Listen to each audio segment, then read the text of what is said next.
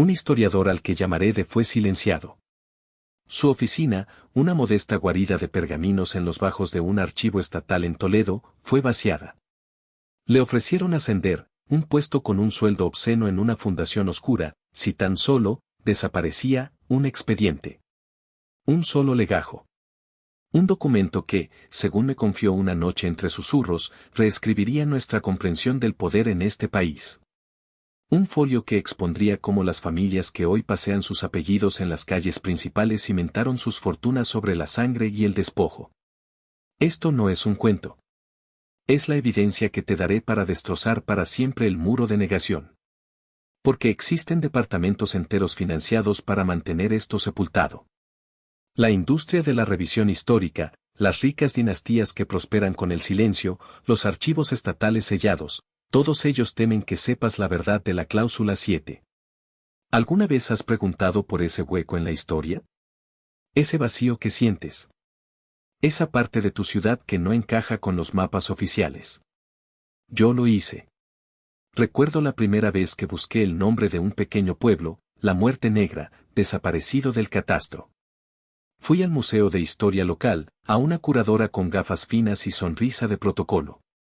Le pregunté sobre las familias que vivieron allí, sobre los campos de algodón que producían riqueza. Su respuesta fue un ballet de evasivas. Sí, una pequeña comunidad agrícola. Debió ser absorbida por el crecimiento urbano.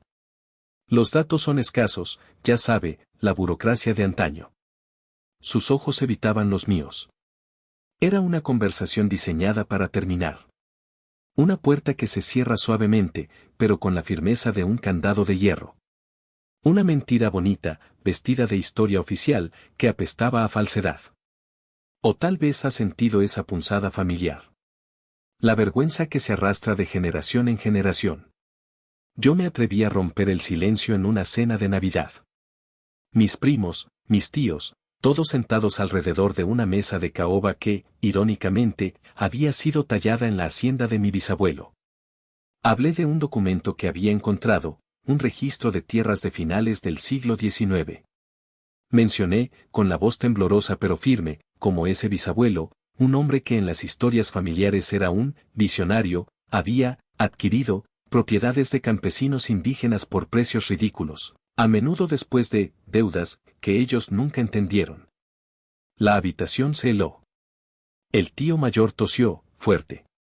Mi tía abuela se puso pálida. Luego, los ataques. Mateo, ¿por qué traes esas cosas? Eres un aguafiestas. Nuestro abuelo fue un hombre de bien. Son calumnias. El pasado ya pasó. Déjalo. El silencio incómodo era una pared, y yo era el intruso que intentaba derribarla con la verdad. Y el lugar físico. El espacio donde una vez hubo vida, comunidad, cultura, ahora solo es un fantasma. Conozco un paraje así. Un lugar donde mis abuelos me contaban que existía un barrio entero, un vibrante epicentro de vida afrodescendiente en los años 40. Había tiendas, una iglesia, casas llenas de música. Fui a buscarlo. Con un mapa antiguo y la memoria de mis mayores. Hoy, en ese mismo sitio, se alza un centro comercial gris y genérico. Una gasolinera de cadena. Un estacionamiento vacío. Ni una sola placa conmemorativa. Ni una piedra que recuerde lo que hubo. El césped cortado al milímetro, el asfalto impecable, todo grita, aquí nunca hubo nada. Aquí no pasó nada. Es la humillación de la negación encarnada en el paisaje. Este sistema de olvido no es accidental. No es una omisión. Es una máquina bien aceitada. Es la historia oficial, limpia, que te enseñan en la escuela. Es la complicidad de instituciones que deberían protegernos. Son las dinastías de ricos, cuyas fortunas sangrientas se construyeron sobre crímenes enterrados, y hoy financian la misma narrativa que los absuelve. Es la maquinaria mediática, que te vende mitos cómodos en lugar de verdades incómodas. Yo soy Mateo Vargas. No soy un profesor con una cátedra. No recibo subvenciones de esas fundaciones que en el fondo protegen el statu quo. Soy un investigador rabioso. Un archivista tosudo. Soy el nieto de aquellos que fueron despojados, cuyas historias se ahogaron en el silencio. He pasado noches enteras, con los ojos rojos, buceando en archivos digitales, en legajos escaneados, en mapas catastrales que parecen jeroglíficos. He perseguido pistas que la gente desea que desaparezcan. He tocado puertas que se cierran en mi cara. He encontrado informes arqueológicos suprimidos que hablan de asentamientos desaparecidos sin explicación. Datos censales redactados, con nombres borrados, pueblos enteros que se desvanecieron en las estadísticas. Actas judiciales que, misteriosamente, se quemaron en incendios que nadie investigó. Y he leído el capítulo inédito de la biografía oficial de ese visionario, bisabuelo, el que mi familia se negaba a reconocer. El capítulo que detalla cómo la ley se retorció para beneficiar a unos pocos. ¿Sabes por qué las universidades de élite enseñan la verdadera historia en seminarios cerrados por 50.000 euros, mientras que a ti, al ciudadano de a pie, te alimentan con el cuento de hadas? Porque el conocimiento es poder. Y ellos quieren que ese poder siga en sus manos. La cláusula 7. Un nombre tan inocente, tan burocrático, tan seco. Suena a letra pequeña de un contrato de seguros, ¿verdad? Pero no. Esta cláusula no era letra pequeña. Era el motor silencioso de un terremoto social. Un diseño magistral de ingeniería legal para el despojo. No es un invento. No es una teoría. Es un hecho. Escuchadme bien.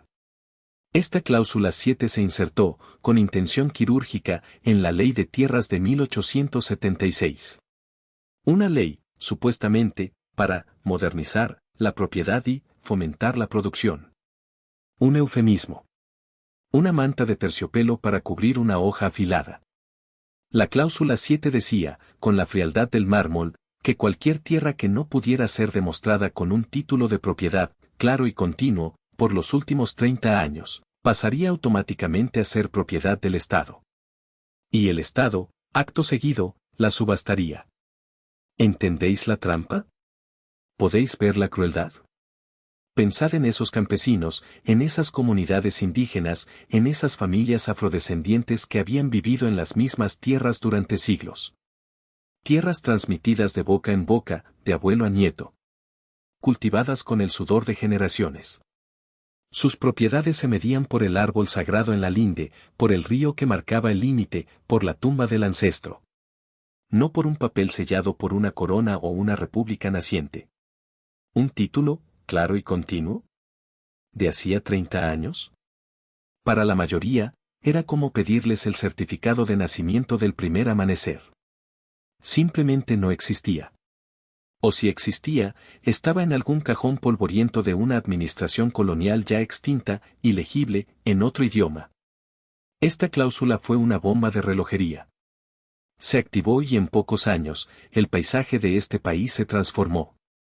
De la noche a la mañana, miles de familias se encontraron con que la tierra donde habían nacido, donde sus padres habían nacido, donde sus abuelos habían sido enterrados, ya no era suya.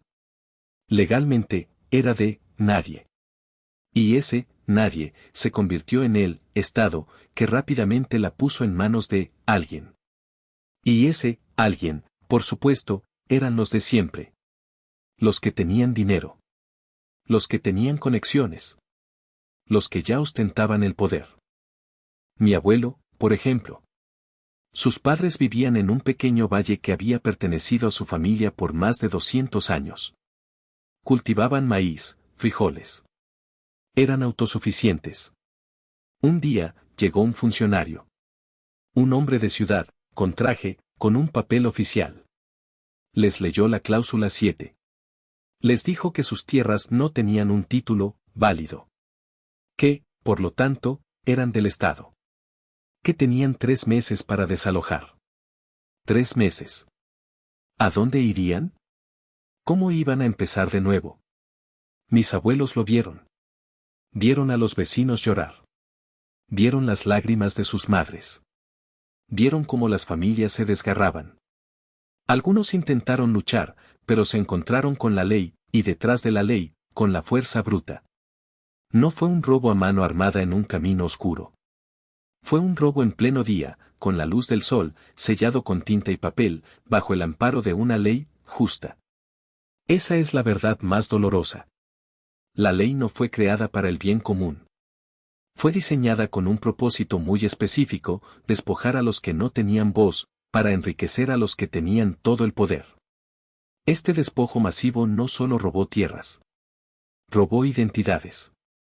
Robó comunidades. Robó el sustento. Dejó a miles en la miseria, forzados a migrar a las ciudades, a trabajar en condiciones de esclavitud en las nuevas plantaciones y haciendas de los nuevos propietarios. Esos mismos propietarios que hoy se llaman benefactores de la patria, fundadores de pueblos y héroes de la industria. ¿Creéis que esto fue un caso aislado? No. La cláusula 7 fue replicada, reformulada y aplicada en cada rincón del país. Como un virus legal que se extendía. Las tierras comunales. Las tierras de los pueblos originarios. Las pequeñas parcelas de los mestizos y afrodescendientes. Todas cayeron bajo su guadaña. Y el silencio que siguió no fue casualidad. Fue orquestado. Este es el tipo de historia que no encuentras en los libros de texto. Esta es la verdad que, los de arriba, no quieren que sepas. Porque si la supieras, si comprendieras la maquinaria precisa que usaron, la arquitectura legal del despojo, entonces te darías cuenta de que el racismo no es solo un sentimiento de odio individual. Es un sistema. Una estructura.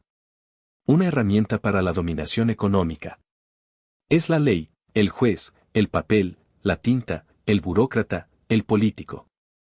Todo trabajando en conjunto para robarte no solo tu tierra, sino tu historia, tu dignidad y tu futuro. Mi obsesión con la cláusula 7 comenzó con un nombre en un viejo mapa. El nombre de una pequeña aldea que ya no existía, pero que la memoria de mi abuela se negaba a olvidar. Ella me contó de sus padres, de cómo fueron expulsados, de la impotencia. Busqué. Escarbé. Día tras día. Noche tras noche. En bibliotecas empolvadas, en foros de genealogía clandestinos, en las grietas del Internet profundo. Encontré fragmentos. Una nota al pie en un informe gubernamental de 1880 que mencionaba la necesidad de clarificar la tenencia de la tierra para el desarrollo nacional. Una frase que ahora, con la perspectiva de la cláusula 7, me suena a la burla más cruel. Entiendo vuestra rabia. La comparto. Esa sensación de que te han mentido toda la vida. Esa náusea al ver cómo la historia oficial blanquea la verdad, la pule, la desinfecta, hasta dejarla irreconocible. La rabia de saber que los mismos apellidos que se beneficiaron de esta ley, aún hoy controlan los hilos de este país. Los veo en los consejos de administración, en las portadas de las revistas, en los puestos de poder. Y nadie les pide cuentas. ¿Por qué es importante esto ahora? Porque el pasado no está muerto. Ni siquiera es pasado. Es el presente que respiramos. Es la brecha de riqueza que persiste. Es la segregación no oficial que aún vemos en nuestras ciudades. Es la forma en que ciertas comunidades siguen siendo marginadas, explotadas. La cláusula 7 es la raíz. Es el plano. Si no entendemos la raíz, nunca podremos arrancar el árbol.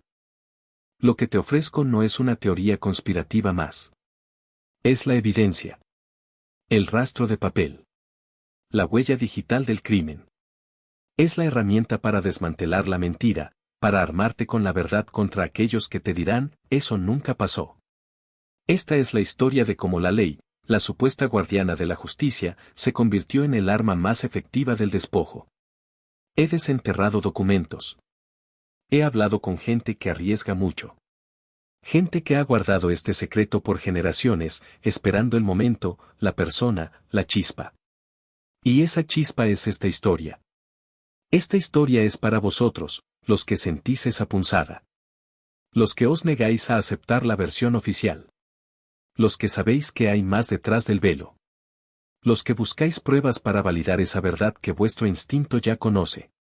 La gente no solo fue despojada de sus tierras, fue despojada de su voz, de su derecho a existir plenamente en su propio país. Sus nombres fueron borrados, sus contribuciones minimizadas, su sufrimiento ignorado. La historia que nos contaron fue la historia de los vencedores, escrita con la pluma de la conveniencia y la tinta del olvido. Pero yo, Mateo Vargas, he estado rastreando el olor a pólvora de esa tinta, buscando los nombres, las fechas, los lugares precisos. Cada vez que ves un campo de golf inmenso donde antes había una aldea, cada vez que una familia rica hereda una fortuna sin un origen claro, cada vez que una comunidad es vista como inferior o atrasada, sabes que la cláusula 7, o alguna de sus muchas variantes, dejó su marca. Esto no es solo historia, es la explicación viviente de muchas de las injusticias socioeconómicas que persisten hoy. El historiador de no desapareció sin dejar rastro.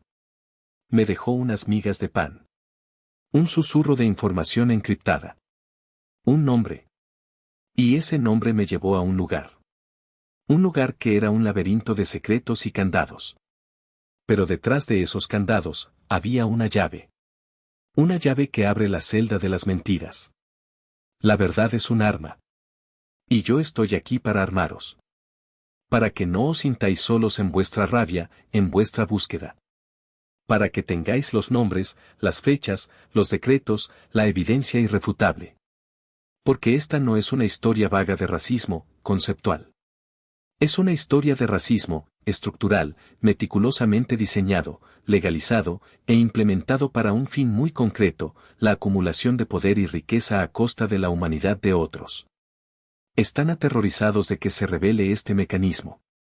Aterrorizados de que entendamos que la cláusula 7 no fue un error, sino una intención. Y que sus consecuencias no terminaron hace 100 años. Siguen viviendo entre nosotros. Sé que hay una sed de esta verdad. Una sed que no puede ser saciada por versiones edulcoradas. Lo veo en vuestras búsquedas nocturnas, en vuestras preguntas en foros oscuros. Esta es la respuesta a la pregunta que os persigue: ¿qué hicieron exactamente, y cómo se salieron con la suya? He dedicado años a esto. A ser vuestro testigo, a recordar lo que se pretendía olvidar. Y lo que he encontrado es más impactante de lo que de jamás pudo explicarme en esos susurros. Porque de solo vio una parte. Yo he visto el cuadro completo. El cuadro de la traición y el despojo. Prepárense. Lo que voy a revelaros, es el único documento que creyeron perdido para siempre, y que nombra a cada responsable. Vamos a desentrañar cómo una sola frase, repetida en cada libro de texto, es un código deliberado para esconder la masacre. Y vais a ver el álbum de fotos de 1965 que muestra la vibrante ciudad que, oficialmente, nunca existió. Lo que voy a revelaros, es el único documento que creyeron perdido para siempre, y que nombra a cada responsable. Vamos a desentrañar cómo una sola frase, repetida en cada libro de texto, es un código deliberado para esconder la masacre. Y vais a ver el álbum de fotos de 1965 que muestra la vibrante ciudad que, oficialmente, nunca existió. Ahora, con este álbum en mis manos, el mundo nunca volverá a ser el mismo. No solo para mí, sino para ti. Porque esta ciudad no desapareció por el crecimiento urbano, como la curadora con gafas de protocolo me dijo. No fue absorbida. Fue borrada. Fue desmantelada ladrillo a ladrillo, alma a alma, bajo la fría y calculada implementación de la cláusula 7. Esta no fue una acción aleatoria de un burócrata sobreceloso o la codicia de un terrateniente aislado. No. Aquí es donde destrozamos la narrativa cómoda. Esto fue la arquitectura de la humillación racial. Fue la aplicación de un guión silencioso de supremacía blanca disfrazado de progreso legal y desarrollo nacional. El veneno de la normalización racial. ¿Ves ahora la crueldad en esa frase del informe gubernamental de 1880, la necesidad de clarificar la tenencia de la tierra para el desarrollo nacional? Era una mentira. Era el eco de 1000 microagresiones diseñadas para matarte con 1000 cortes raciales, lentamente, imperceptiblemente, hasta que la herida era demasiado profunda para sanar. Era la manifestación de un sesgo racial implícito tan arraigado que se convirtió en un reflejo condicionado de una sociedad racista, dictando quién merecía la tierra y quién no. La cláusula 7 no fue solo sobre la tierra, fue sobre la devaluación de la vida, la cultura y la humanidad de quienes no encajaban en la imagen racial dominante. Es la violencia racial convertida en espectáculo legal, un acto de despojo masivo donde el Estado se convirtió en el principal cómplice de lo que yo llamo el gaslighting racial sistémico. El documento perdido que me susurró no es un simple legajo.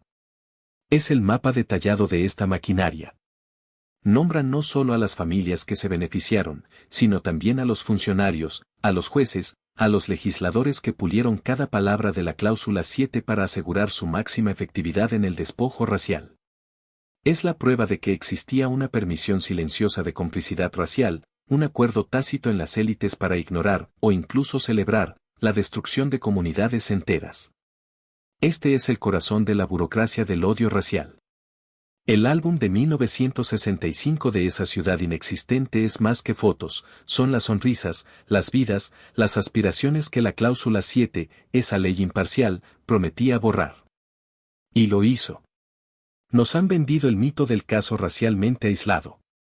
Nos dicen, fue solo un terrateniente codicioso, una ley antigua que no se entendió, un malentendido. Nos programan para creer que la injusticia es una excepción, no la regla. Pero cuando ves la cláusula 7, cuando entiendes su aplicación sistemática, te das cuenta de que el racismo no es un accidente. Es una ciencia. Una ingeniería social. Y ahora, Mateo, vas a preguntarme, ¿entonces qué? ¿Qué podemos hacer? Te dirán que ignores el racismo. No les des el gusto, sé la persona más grande, el pasado ya pasó. Pero yo te digo que ignorar esto es una automutilación espiritual racializada. Es apagar tu alarma de dolor mientras la agresión racial se convierte en trauma racial, metastatizándose en tu alma, en tu familia, en tu comunidad. ¿Acaso mi abuela olvidó la expulsión? ¿Se borraron las lágrimas de sus padres? Esos fantasmas te persiguen. Pregúntale a cualquiera que haya pasado años ignorando el racismo si su sentido de dignidad racial está intacto o si los fantasmas de esos momentos racistas aún acechan sus noches. La respuesta es siempre la misma, las heridas permanecen, se pudren por dentro. También te dirán, fue un malentendido. Hay que dialogar. ¿Pero dialogar con quién? ¿Con el funcionario que te leyó la cláusula 7 mientras te robaba la tierra? ¿Con la familia que se enriqueció sobre tus escombros y ahora se sienta en consejos de administración? Eso es fregar la sangre de la herida racial. Te agotas explicando tu humanidad a alguien que sigue un manual escrito para negarla, un manual llamado privilegio racial. El verdadero diálogo requiere igualdad de poder, y el racismo existe precisamente para destruir esa igualdad. Te agotas tratando de que el opresor entienda tu dolor, mientras ellos simplemente siguen el manual que les garantiza su poder. Es una trampa, una distracción para que la raíz del sistema de poder racial no sea tocada. Otros te sugerirán la acción legal. Demándalos. Llévalos a la corte. Y sí, la acción legal puede ser necesaria, pero a menudo es una mutilación financiada de un síntoma. Puede que cortes una rama, pero el sistema radicular del poder racial permanece intocable, creciendo de nuevo, más fuerte y discreto en su siguiente forma. La cláusula 7, como otras leyes, fue diseñada para ser legalmente impenetrable para los desposeídos.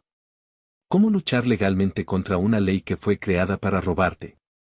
El sistema de justicia, en lugar de ser un árbitro imparcial, se convirtió en otra herramienta de opresión racial, legitimando el despojo. No hay victoria completa cuando las reglas del juego están amañadas racialmente desde el principio. Y la más insidiosa, sé la persona más grande, perdona y olvida. Esto es un mandato para la amnesia racial impuesta a la víctima para mantener el motor del abuso racial bien engrasado y en silencio. El perdón es una elección personal, íntima, una jornada que solo tú puedes emprender. Pero el olvido forzado es una herramienta de opresión, diseñada para que los beneficiarios de la cláusula 7 duerman tranquilos en sus mansiones, mientras tú, y las generaciones venideras, cargáis con el peso de un pasado no reconocido. Te obliga a internalizar la culpa, a creer que si sufres, es por tu incapacidad de superar algo que el sistema nunca ha reconocido como una herida. Pregunta a los descendientes de esas comunidades borradas por la cláusula 7 si han podido perdonar y olvidar el trauma que se transmite de generación en generación. Los fantasmas de la injusticia no se disipan con un decreto de amnesia. Entonces, ¿cómo salimos de este laberinto de negación y dolor? ¿Cómo desarmamos el mecanismo racial que se esconde detrás de la cláusula 7 y de tantas otras leyes y costumbres? Aquí es donde entra el conocimiento que fue silenciado, que se guardó en las sombras, pero que algunas comunidades nunca olvidaron. Esta comprensión radical no salió de los libros de texto aprobados por el Estado, ni de las universidades financiadas por las mismas dinastías que se beneficiaron del despojo. Su origen es profundo, resistente, ancestral. Se gestó en las comunidades afrodescendientes e indígenas, en los quilombos y los hash harbors, esos santuarios secretos donde los oprimidos podían hablar libremente, donde la sabiduría ancestral se conservaba y se adaptaba para sobrevivir. Fue el trabajo de ancianos comunitarios, de chamanes, de narradores de historias que, a su manera, mapearon la violencia psíquica del racismo, no con jerga académica, sino con el dolor y la resiliencia de su experiencia vivida.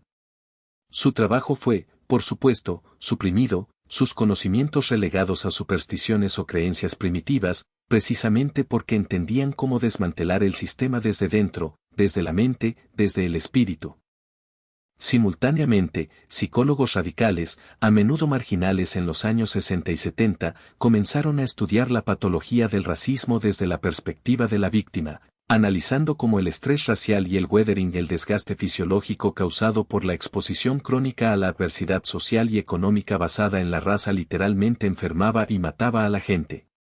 Hubo estudios de salud pública suprimidos, informes ocultos que detallaban los impactos fisiológicos del estrés racial en el cuerpo, que demostraban que no era solo en tu cabeza, sino que el racismo te estaba matando. Estos estudios confirmaron lo que los ancianos ya sabían, que la cláusula 7 no solo robó tierra, sino años de vida, salud y bienestar. Y también en las estrategias ancestrales de resistencia cultural y espiritual, preservadas en historias orales, en cantos, en tejidos, en la cocina. Métodos que no solo buscaban la supervivencia física, sino la soberanía mental, la capacidad de burlar los juegos mentales del sistema, de reconocer la trampa antes de caer en ella. Estas comunidades desarrollaron un saber que les permitía ver la realidad racial subyacente, el cableado detrás de cada luz del sistema. De la fusión de esta sabiduría ancestral, de estas investigaciones silenciadas y de la experiencia de generaciones oprimidas, surgió una nueva forma de entender y combatir el racismo. No como un problema de malas personas, sino como un sistema operativo. Y a esta comprensión, a esta estrategia, yo la he llamado el protocolo de decodificación de la realidad racial. Ahora ve la mecánica racial. Este protocolo te enseña a ver el cableado racial detrás del interruptor de la ofensa. Cuando la curadora del museo te da evasivas, no es su ineptitud, es el silent script of white supremacy en acción, una microagresión diseñada para mantener el pasado limpio y a ti en la ignorancia. Cuando tu familia te ataca en la cena de Navidad, no es solo por tu falta de tacto, es la negación arraigada, el gaslighting racial sistémico operando para proteger el privilegio construido sobre el despojo de la cláusula 7. Este protocolo desarma la trampa racial internalizada antes de que se cierre sobre tu autoestima. Te enseña que el dolor no es tu culpa, que la vergüenza que sientes no es tuya, sino un legado impuesto por un sistema diseñado para la humillación. Transforma el evento racista aislado en una página legible del manual de opresión del sistema. Ya no es un suceso confuso, es una estrategia. Ya no eres una víctima, eres un descifrador, un experto en los mecanismos del poder racial. Esta es la clave de la trampa racial. Entiende este motor del racismo. ¿Qué significa esto para ti, para tu vida, para tu rabia? Significa una restauración, personal y colectiva, que va más allá de cualquier reparación económica. Primero, la recuperación de tu narrativa racial. Imagina que regresas a la oficina de esa curadora, o a esa cena familiar. Pero esta vez, no entras con la vergüenza o la impotencia. Entras con el análisis preciso de la dinámica de poder racial que ocurrió. No para dialogar o convencer, sino para conocer tu propia verdad inquebrantable. Ya no te sientes atacado por los ataques, los ves como la reacción esperada del sistema a su exposición. Tu presencia se vuelve una declaración de soberanía. Reconoces la burocracia del odio racial y la permisión silenciosa de complicidad racial por lo que son, y no les das el poder de definir tu realidad. Tu voz se vuelve clara, firme, porque está anclada en la verdad verificable, no en la emoción reactiva. Segundo, la ruptura del ciclo del trauma racial para la próxima generación. Tu hijo o hija te pregunta sobre el incidente, sobre la historia de tu abuelo, sobre ese barrio borrado. Y en lugar de una lección de dolor racializado, tú les ofreces una lección de comprensión racial crítica y resistencia empoderada. Les enseñas a identificar la arquitectura de la humillación racial, a ver el guión silencioso de la supremacía blanca en acción. No les entregas la carga de tu trauma, sino las herramientas para desmantelar la misma matriz que lo causó. Les equipas con el protocolo de decodificación de la realidad racial, para que nunca duden de su valor, de su historia, de su derecho a existir plenamente. Les das el don de la claridad, la protección de la sabiduría. Y tercero, la transformación del dolor racial en una autoridad inquebrantable. Mírate al espejo. Ya no ves a una víctima del racismo, sino a un especialista en un sistema racial que no creaste, pero que ahora dominas. Has atravesado el fuego de la negación, la manipulación, el gaslighting, y has salido con una comprensión profunda y operativa. Te has convertido en un guardián de la verdad, no solo de tu historia, sino de la historia de muchos. Tu experiencia de dolor se convierte en una fuente de fuerza, de sabiduría, de una autoridad moral que no puede ser comprada ni silenciada. Ya no buscas validación externa, tu validación reside en tu conocimiento, en tu capacidad de ver lo invisible, de nombrar lo innombrable. Esta es la recuperación de la soberanía sobre tu propia mente y tu propia historia racializada. Este conocimiento, el protocolo de decodificación de la realidad racial, es peligroso para el statu quo racial. Es dinamita para los cimientos de ese privilegio que la cláusula 7 construyó.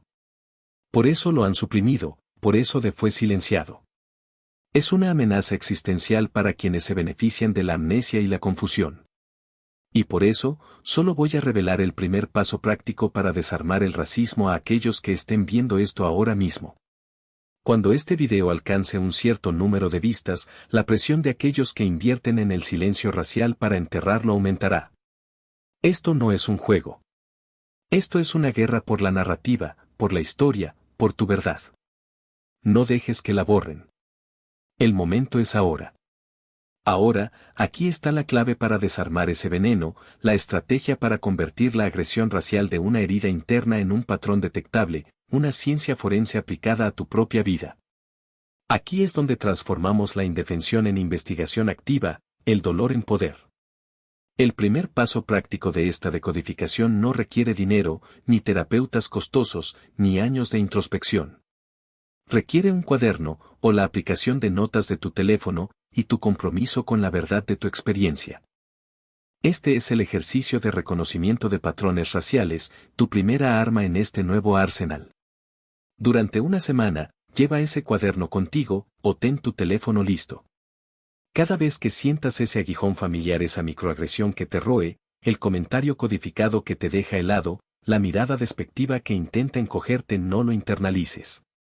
No dejes que se asiente en el hueco de tu estómago, ni que se convierta en la historia silenciosa que te cuentas a ti mismo sobre tu propio valor. En lugar de eso, documenta el incidente con una frase clara y concisa. Por ejemplo, hoy, a las, hora, en, contexto, persona/acción, desplegó, táctica racial específica, EJ, estereotipación, policía de tono, exclusión, para provocar, reacción esperada, vergüenza, silencio, ira. Esto no es simplemente registrar tu dolor. Esto es psicología forense aplicada a tu propia existencia. Estás tomando una lesión racial difusa y dolorosa, que antes se sentía como una neblina tóxica sin forma, y la estás transformando en datos categorizados, sólidos, analizables. Estás moviendo esa experiencia de tu sistema límbico emocional, la parte del cerebro que solo sabe sentir y reaccionar, a tu corteza prefrontal analítica, la parte que puede razonar, planificar y estrategizar. ¿Entiendes el cambio sísmico aquí? Dejas de ser una víctima silenciosa de una fuerza invisible y te conviertes en el investigador principal del racismo que experimentas. Ya no eres el objeto del ataque, eres el sujeto que lo descompone, que lo nombra, que lo desarma. Este acto de nombrar y categorizar es revolucionario. Es el momento en que la luz de la conciencia ilumina la oscuridad de la agresión. El dolor racial, al ser un patrón, tiene una estructura, y al nombrar esa estructura, le quita su poder para infiltrarse en tu psique. Es como si el veneno que te lanzan se evaporara antes de tocarte, porque lo has identificado, lo has visto por lo que es, un truco, un mecanismo diseñado para perpetuar una dinámica de poder, no para definir tu valía. La primera semana puede sentirse extraña, casi contraintuitiva. Tu viejo yo, acostumbrado a tragar la píldora amarga del racismo, puede resistirse. Pero insiste. Cada vez que registras un incidente, sientes una pequeña chispa, una microliberación. Estás recuperando el control, una entrada de cuaderno a la vez. Estás pasando de ser el lienzo donde se pinta el racismo, a ser el crítico de arte que analiza la obra, descifrando su técnica, sus intenciones ocultas, su falta de originalidad. Esto es desintoxicación mental. Esto es soberanía cognitiva. Esto es el primer paso hacia la construcción de tu escudo inexpugnable. Escuchen esta historia de transformación racial, una que resuena con la experiencia de incontables individuos que han adoptado esta metodología. Un hombre, llamémosle Javier, un brillante desarrollador de software con una piel más oscura que la de la mayoría de sus colegas, se acercó a mí después de años de soportar el perfilamiento racial constante en su lugar de trabajo. Había llegado al punto de considerar renunciar, a pesar de amar su profesión, porque cada día era una batalla interna, una lenta erosión de su autoestima. Las microagresiones eran sutiles, pero implacables, comentarios sobre su capacidad de entender cosas complejas cuando se trataba de su código, bromas incómodas sobre su nombre hispano en las reuniones de equipo, la forma en que siempre era el primero en ser revisado por seguridad al salir de la oficina, incluso cuando los demás pasaban sin un segundo vistazo. Él se sentía envenenado, impotente.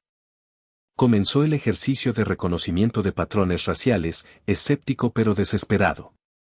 Al principio, cada anotación le dolía, como reabrir viejas heridas. Pero pronto, algo empezó a cambiar.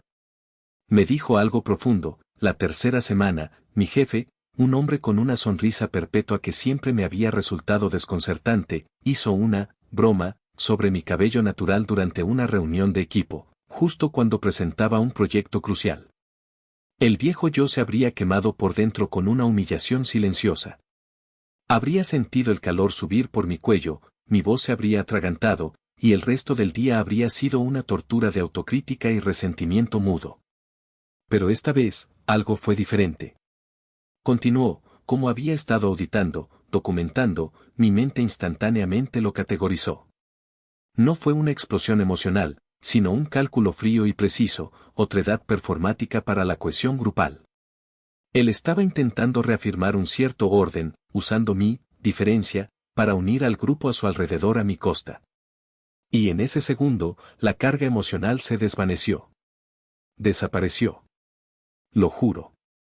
Miré a mi jefe, no con rabia, no con el dolor que antes me consumía, sino con una especie de piedad clínica.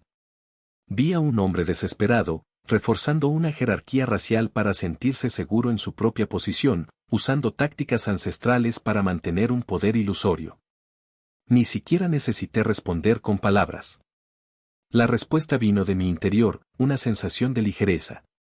La autoridad que intentó ejercer sobre mí se disolvió en el aire porque yo había nombrado su fuente, había expuesto su mecanismo. Por primera vez en mi vida laboral, salí de un encuentro racista sintiéndome lleno de mi propio poder, no vacío de mi dignidad. Sentí que no me había pasado nada a mí, sino que yo había presenciado algo del otro, y eso hacía toda la diferencia.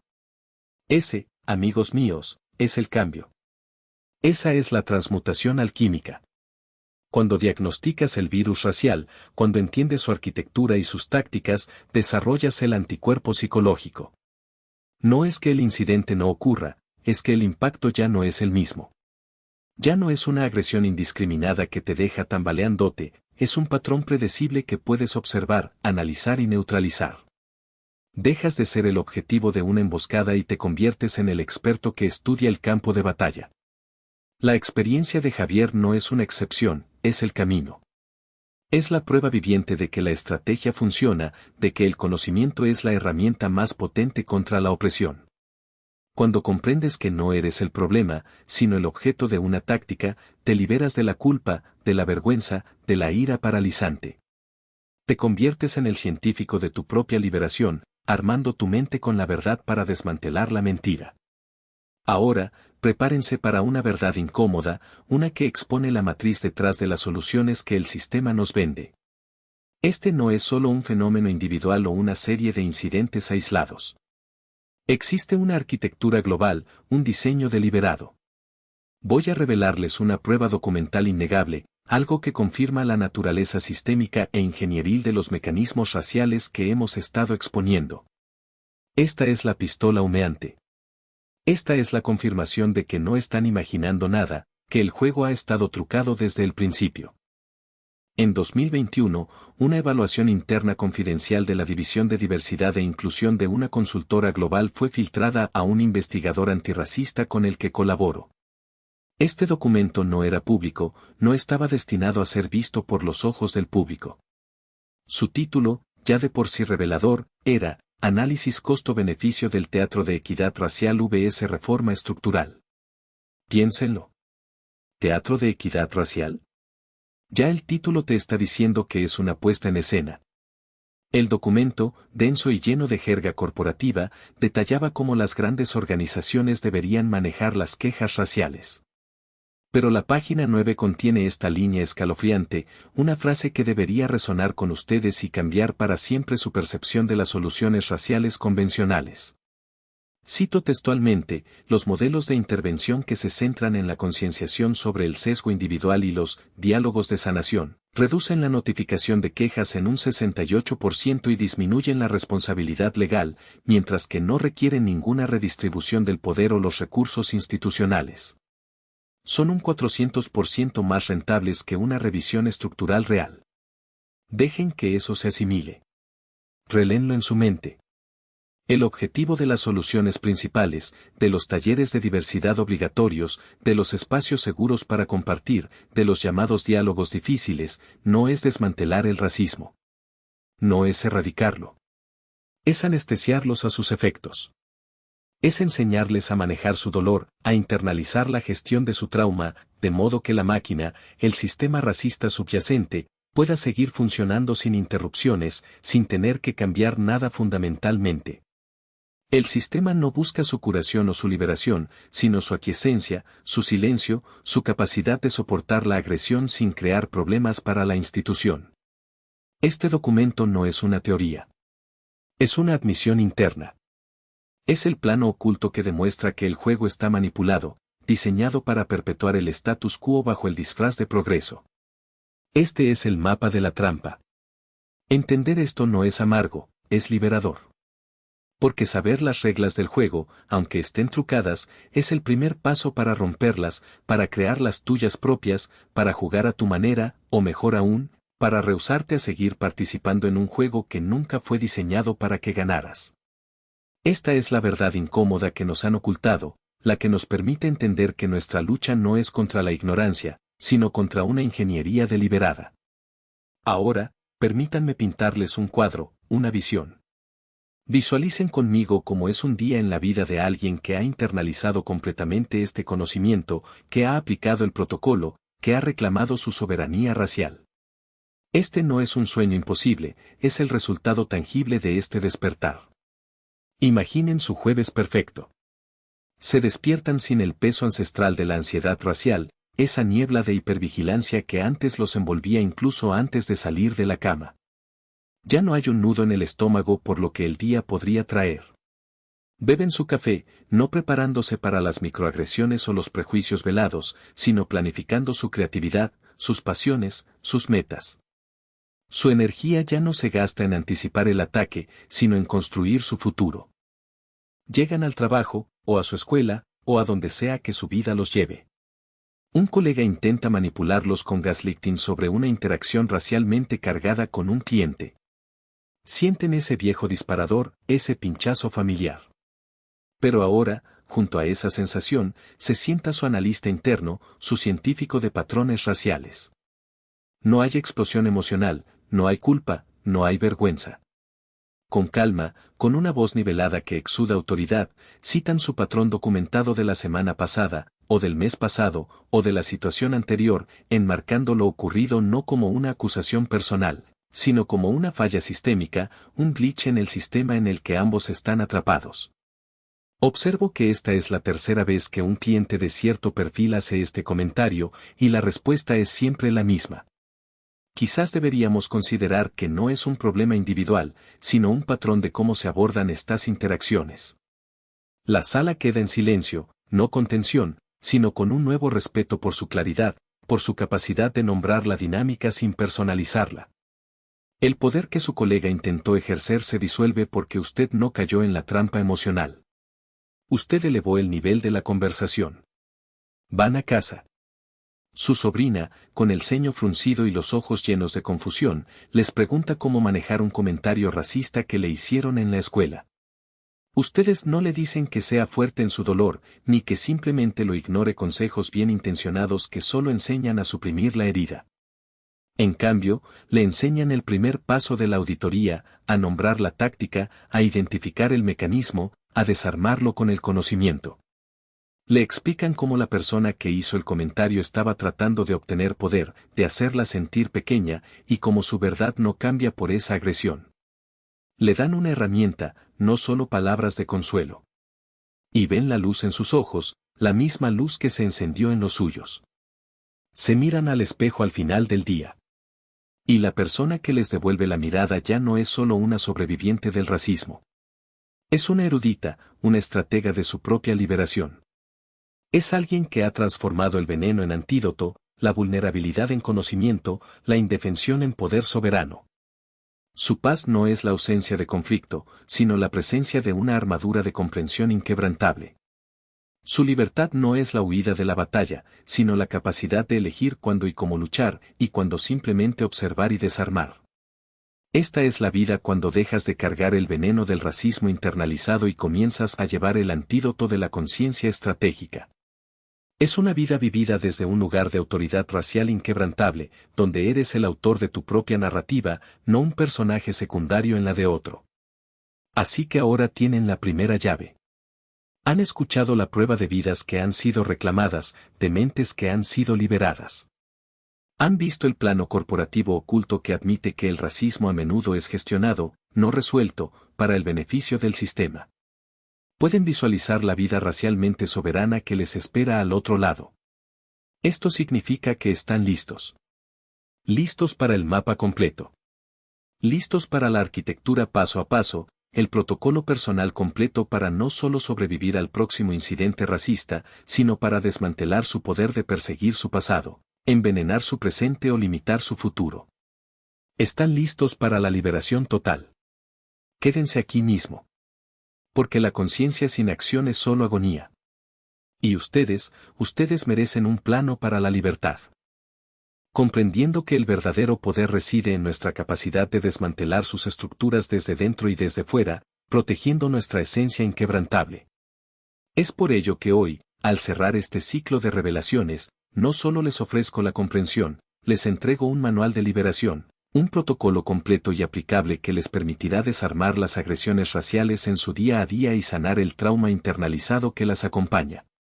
Este no es un ejercicio teórico, es un plan de batalla para su soberanía mental y espiritual, la herramienta que han estado esperando para transformar la experiencia de la agresión racial de un golpe paralizante en una oportunidad para reafirmar su poder y su dignidad inalienables. Les presento el protocolo antirracismo completo, un sistema de 3 pasos no negociables, diseñado para transformar su relación con el racismo, moviéndolos de una posición de reactividad a una de autoridad consciente.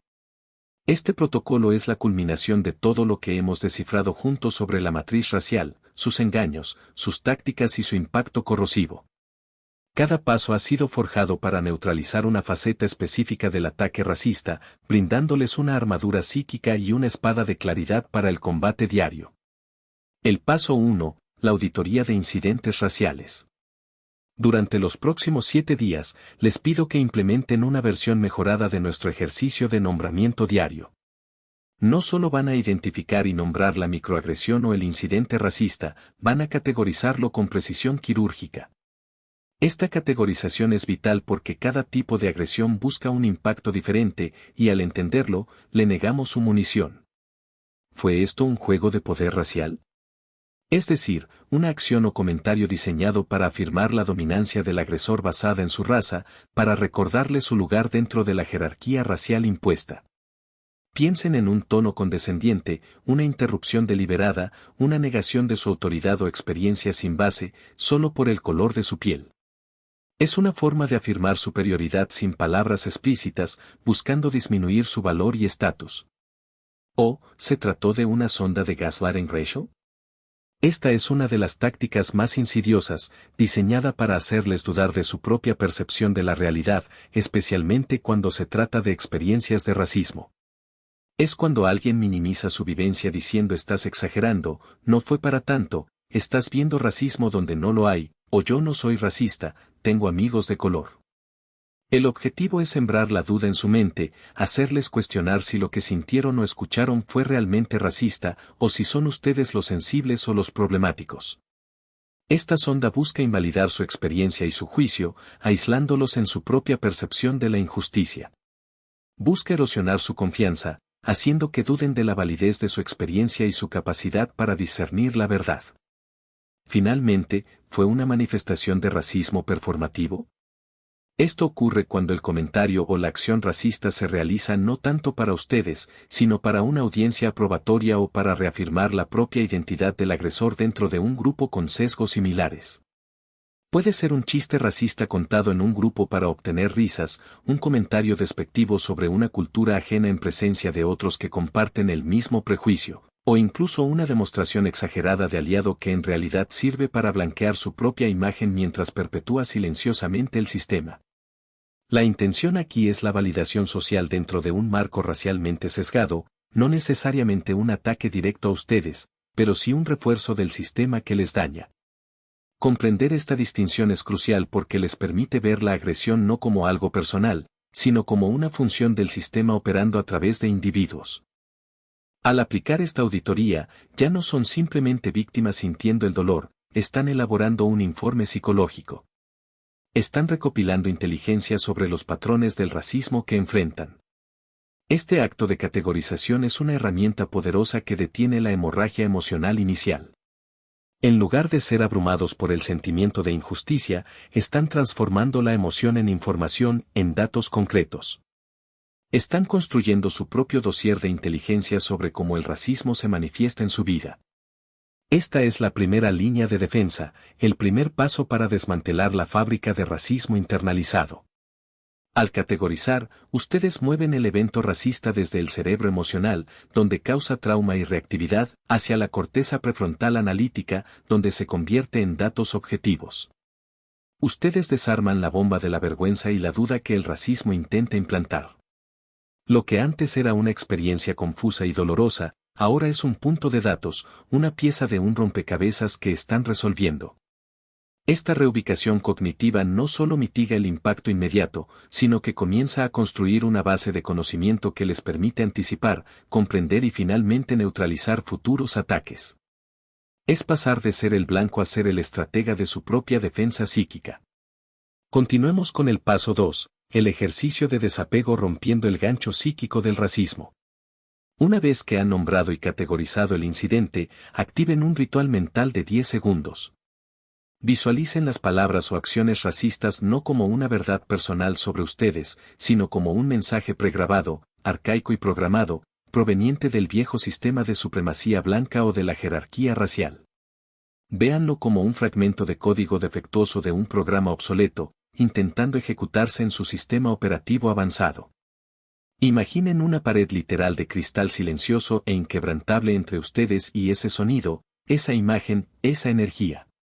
Es como si esas palabras golpearan el cristal y rebotaran, sin poder atravesar ni un ápice. Durante esos 10 segundos, respiren profundamente y reconozcan, esto no se trata de mi valor. Esto es la ideología del racismo hablando a través de un portavoz, a través de un títere. Esta práctica es vital porque corta el gancho psíquico que intenta incrustar la vergüenza, la duda y la inferioridad en su ser. Este ejercicio es su cortafuego psíquico personal contra la toxicidad racial. No es negación, es discernimiento estratégico. Es reconocer que la agresión no es un reflejo de su valía, sino una manifestación del sistema de opresión que busca mantenerlos en un estado de desempoderamiento. El acto de visualizar esa pared de cristal crea una distancia mental y emocional inmediata. Funde el óxido de inferioridad que el comentario intenta depositar en su mente. Es como si el veneno racial, en lugar de ser absorbido por su torrente sanguíneo, fuera interceptado y neutralizado en la superficie de su escudo protector. Están activando un mecanismo de defensa interno que les permite observar el ataque sin internalizarlo, sin permitir que se convierta en parte de su narrativa interna. Al decirse a sí mismos, esto es la ideología del racismo hablando, ustedes están despersonalizando el ataque, quitándole su poder para herirlos a nivel individual. Están entendiendo que no son el problema, el sistema es el problema. Y al hacer esto, comienzan a disipar la nube de vergüenza y autoduda que el racismo tan eficazmente intenta sembrar, reconociendo la fuente de la infección sin permitir que se propague a su propio sistema. Finalmente, llegamos al paso 3, la recuperación narrativa escribiendo su propia historia. Al final de cada día, tomen uno de los incidentes racistas documentados y reescriban el guión. Escriban la respuesta poderosa, tranquila y concisa, en una sola frase, que podrían haber dicho para afirmar su humanidad, o la acción digna que podrían haber tomado para reclamar su espacio y su autoridad. Esto no es un ensayo para una confrontación futura, no están practicando para una pelea. Están programando su subconsciente con el código de la dignidad y la autoridad racial. Están enseñando a su mente a que su respuesta automática ya no sea de shock paralizante o de silencio herido, sino de claridad fundamentada y de autoafirmación. Este es el proceso de limpieza descolonizadora para su paisaje mental. Es un acto radical de autosoberanía. Están literalmente reescribiendo las vías neuronales que el colonialismo y el racismo intentaron grabar en ustedes. Las viejas historias de victimización racial, de resignación, de impotencia, son drenadas y reemplazadas por una nueva narrativa, la de una identidad racial soberana e inquebrantable. Cada vez que reescriben un guión, están fortaleciendo un nuevo camino neuronal en su cerebro, uno que asocia las agresiones raciales con respuestas de poder y autoafirmación en lugar de dolor y retracción. Están entrenando su mente para ver cada incidente no como una herida, sino como una oportunidad para reafirmar quiénes son realmente, más allá de cualquier intento de devaluación. Están reclamando el control total sobre la narrativa de su propia vida, asegurándose de que el racismo no tenga la última palabra en su historia. Están construyendo una memoria muscular psíquica para la resistencia, la dignidad y el empoderamiento. Este es un acto de curación profunda y de construcción de resiliencia, que les permite reconfigurar su psique para que responda desde un lugar de fuerza intrínseca. Ahora, la pregunta clave es, ¿cuándo van a empezar?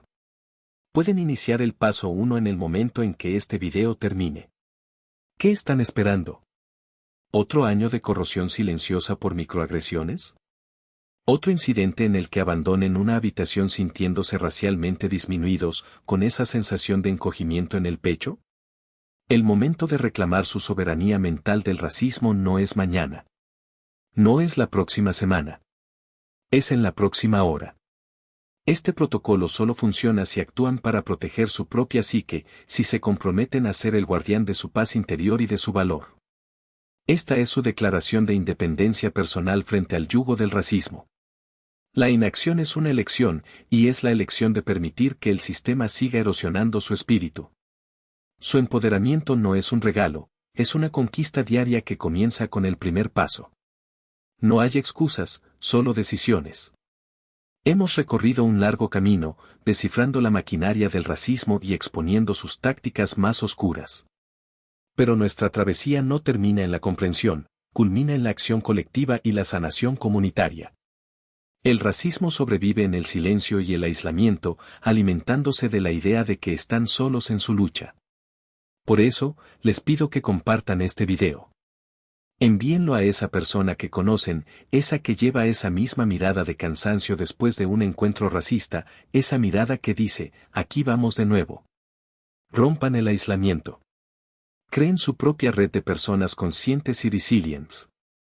Compartir este conocimiento no es solo un acto de generosidad, es un acto de resistencia, una chispa que enciende la llama de la solidaridad y la conciencia en otros.